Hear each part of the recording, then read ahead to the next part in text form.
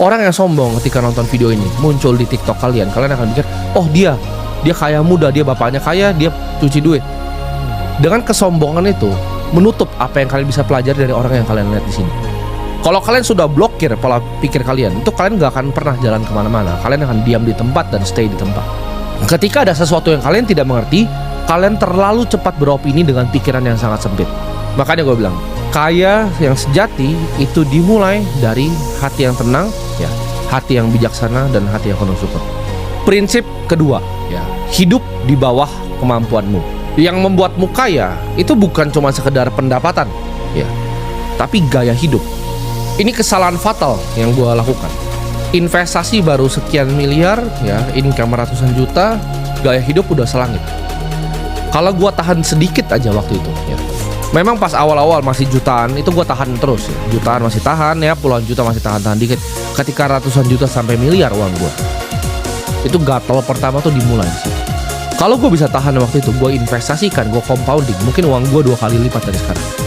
Waktu punya duit sedikit, sudah beli beberapa jam tangan Rolex yang murah-murah itu untuk pamer ke teman, ke orang lain, untuk dirasa keren, untuk diakui oleh teman-teman sekitar. Setiap pendapatan naiknya drastis, waktu naiknya kecil enggak, ya. Ketika pendapatan naiknya drastis, nah gaya hidupnya mulai naik drastis juga waktu itu. Ingat kata-kata gue ini, ya. Uang yang lu tidak habisin hari ini adalah uang yang lu sisain untuk bertumbuh di masa depan.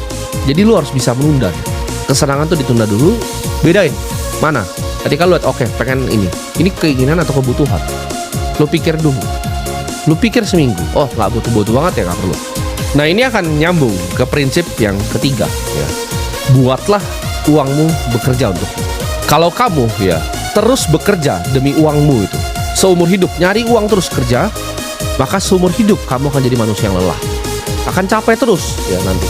Ini adalah kata-kata yang beneran mengubah hidup gue sampai gue seperti sekarang.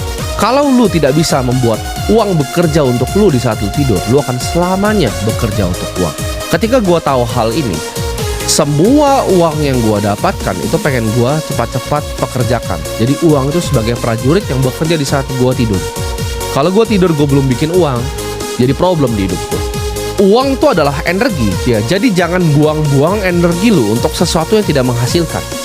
Lu harus bisa bedakan nih, mana barang yang akan jadi sampah, mana yang akan justru itu jadi bibit pohon lu di masa depan.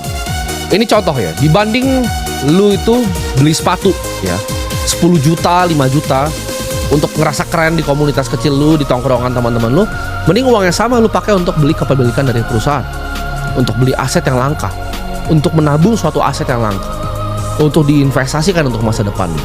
Karena sepatu yang lu pakai itu cuma kelihatan kerennya mungkin sekali doang. Minggu depan teman lu jual biasa aja lah sepatu lu, lu sendiri pun biasa aja lah sepatu lu, ya. Tapi uang yang sama lu bisa belikan kepemilikan perusahaan yang barangnya lu pakai setiap hari. Mulailah dari hal-hal yang kecil. Setiap lu punya uang, rutinlah investasikan, jangan kebanyakan gaya. Ini jadi disiplin yang dibiasakan setiap hari. Setiap ada uang kecil disisihkan, setiap ada uang kecil disisihkan.